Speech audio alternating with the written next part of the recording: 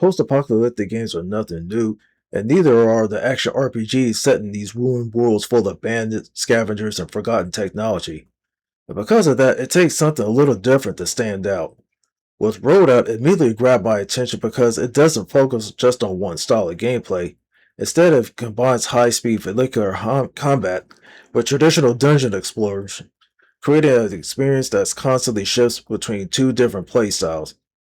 You play as Claire, a mercenary making a living in the Dead Zone, a dangerous wasteland where rival factions fight over the scarce resources and ancient technology. Armed with a customizable combat vehicle, Claire accepts contracts, battles raiders, and slowly uncovers mysteries surrounding both the world's destruction and her own forgotten past.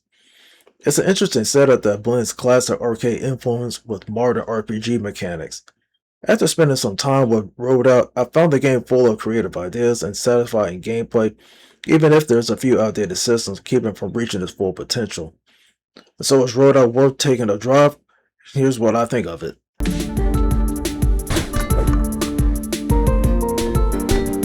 One of the first things that stood out to me was the visual style. Roadout embraces the retro style pixel art, but it doesn't simply rely on nostalgia. Instead, it combines detailed sprite work with modern lighting and effects that create a world that feels both classic and contemporary. Driving across the dead zone, it gives a top-down perspective that immediately reminds me of old-school vehicular combat games, while indoor environments shift to a detailed 2.5D areas that look surprisingly impressive.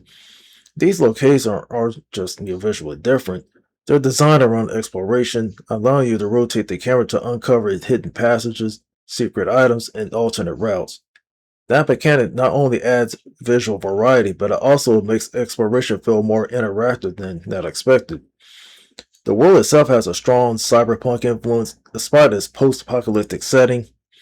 Desert highways, abandoned industrial complexes, glowing neon lights, cybernetic technology, and rundown settlements all come together to create a setting, that's plenty of personality. The character portraits during the dialogue helps give the cast more expression, while the interface fits nicely to its futuristic aesthetic without becoming distracting. Performance on the Xbox Series X version, remained constantly smooth throughout my playthrough, and the game targets 60 FPS, and I rarely encounter any, slowdowns during my large vehicular combat battles. Responsive performance is especially important because the combat often feels demanding because of with quick reactions. The soundtrack deserves recognition because Roadout mixes synthetic electronic music and heavy rock into its soundtrack that perfectly complements the game's fast-paced action. Whether I was speeding through the wasteland or carefully exploring the underground ruins, the music constantly enhances the atmosphere without becoming repetitive.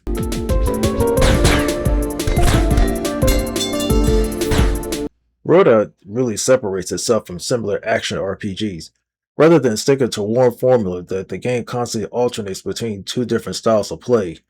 Out in the open world, you spend most of your time behind the wheel of Claire's heavily armored vehicle, and missions send you across dangerous highways filled with hostile raiders, rival factions, and environmental hazards, while optional races and side activity encourage you to further your exploration. Vehicle combat feels responsive and satisfying, using the twin stick controls constantly weaving between enemy attacks while unloading weapons of your own. The battle moves at a brisk pace and making every encounter feel energetic without becoming overwhelming. Once you enter the ruins or story missions, however, the game changes gear completely. Exploring shifts on the foot gameplay where combat environmental puzzles, crafting, and dungeon navigation becomes primary focus. The stand-up mechanic here is like rotating your camera, and at first glance, many areas prepare, start forward, while rotating the environment often reveals hidden pathways, switches, collectibles, and puzzle solutions that were previously invisible. It's a simple idea, but yet implemented well enough that I found myself constantly experimenting with different perspectives before moving forward. That mechanic keeps the dungeon exploration engaging, but it prevents environments from feeling repetitive, crafting almost a useful role throughout the adventure. Gathering resources allow you to improve equipment and prepare for tougher encounters, giving the exploration additional purpose beyond simply progressing the story. The combination of vehicle combat, dungeon exploration, puzzles, and progression creates a gameplay loop that stays surprisingly fresh throughout the campaign. And just when one activity starts feeling familiar, the game shifts to something different.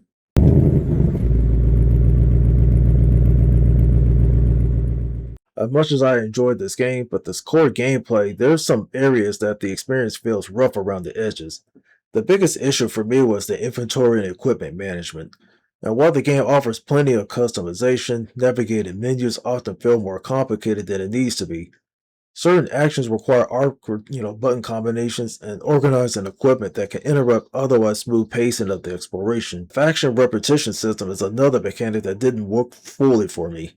Building relationships with different groups sounds interesting on paper, but because the repetition affects vendor access and enemy hostility, it often feels more like a system that you're forced to manage rather than naturally enhances your decision. Instead of adding meaningful role-playing opportunity, it becomes just another checklist just to keep a track of. The save system feels old-fashioned, and this game heavily relies on manual save points and without dependable autosave feature. It's possible to lose a noticeable amount of progress after an unexpected defeat, and that's not necessarily difficult, it's simply frustrating because during longer exploration sessions, none of these problems completely undermine the experience, but together they create unnecessary interruptions to an enjoyable adventure.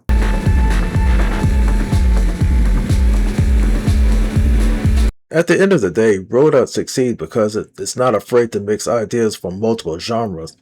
Its combination of arcade-style vehicle combat and dungeon exploration create a gameplay loop that feels refreshing, and while the retro-inspired presentation, creative level design, and energetic soundtrack give this game a distinct personality. Unfortunately, the clunky interface and occasional tedious repetition system, plus its outdated save mechanics prevent it from becoming as polished as it could be. Even with those shortcomings, it consistently enjoys exploring the dead zone, uncovering hidden secrets, and switching between two game styles. That variety keeps the adventure engaging from beginning to end. If you're a fan of retro-inspired action RPGs, post-apocalyptic settings, or games that aren't afraid to experiment with different mechanics, then Roadout is definitely worth trying out. It may not reinvent the genre, but it offers enough originality that make the journey worthwhile. And for that, I give Roadout a 3 out of 5. Thanks for watching the Gamer section. If you enjoyed this review, don't forget to leave a like and subscribe to the channel, and hit that bell icon for notifications, so that way you will never miss future review and upcoming gaming content.